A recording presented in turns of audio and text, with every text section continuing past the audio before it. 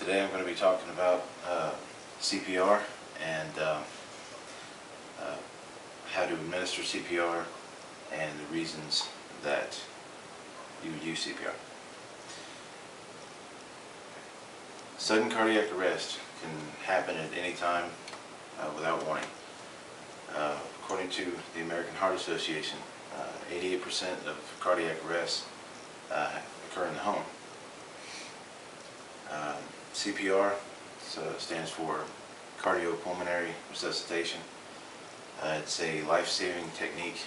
It's used in emergency situations such as a heart attack or near drowning, where breathing and the heartbeat is stopped.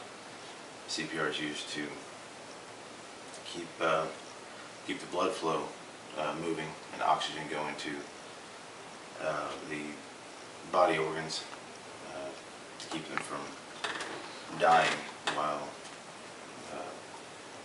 emergency responders are on the way.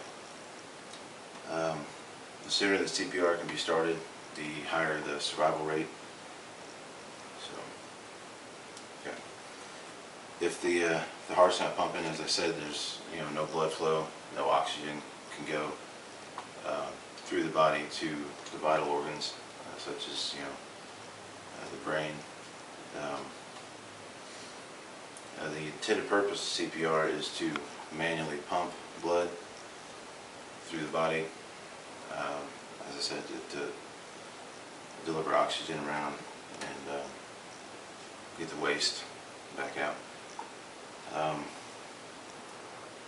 Your brain without oxygen can only last about 4 minutes before permanent brain damage sets in, and death will occur anywhere from 8 to 10 minutes without oxygen. So what should you do if you encounter someone that's unconscious? You should check for responsiveness, tap them, ask if they're okay, see if there's any type of response. If there's not, the first thing you should do is call 911. Get emergency responders on the way, and then begin CPR, which is chest compressions. If you're the only person there, again, the first thing you do is call 911 and then begin the chest compressions. If there's 2 people, you send the second person to call 911 while the first person starts the CPR. The only time that doesn't apply is if the person is unconscious due to suffocation or near drowning. In that case, you do CPR for a minute and then call 911. Because restoring circulation is the most important step. That's your chest compressions. The way that you do them is you use the heel of one hand and you place it in the center chest out here, and your other hand goes on top. This, you lock your elbows and use your body weight and you rock to compress the chest. You do that, it helps keep energy in your body. You don't wear your muscles out just trying to press. You use your body weight.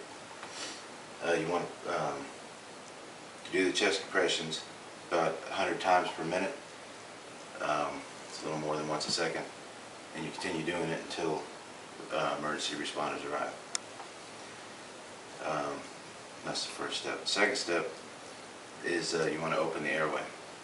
You do that usually if you're trained in CPR, is when you want to mess with the airway. Other than that, chest compressions alone will raise a person's chance of survival, just getting the residual oxygen passed around the body. But to open the airway, you do what's called a head tilt chin lift maneuver. You press forehead back, lift the chin up, and that opens up your trachea to receive oxygen. You want to check to make sure there's nothing in the mouth, no blockage that you can find. And then you want to administer the third part is rescue breaths. To do that, you'll pinch off the nostrils, make a seal around the mouth with your own mouth, and breathe. You do 2 breaths to 30 compressions. If there's two people administering CPR, one person will do the compressions, the other will do the breaths, and the rate stays the same, 2 breaths per 30 compressions. You want to blow hard enough to make sure that the chest rises. That way you ensure that oxygen is getting into the body. And if it's not, then you want to go back and reposition the head, open the airway, and try again. In an emergency situation, every second counts.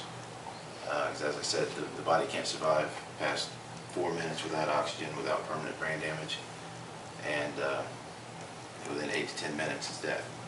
So, you know, the sooner that you can administer CPR, the better. And as I said, every second counts. So that's why I think everyone should know CPR and how to administer. Thank you.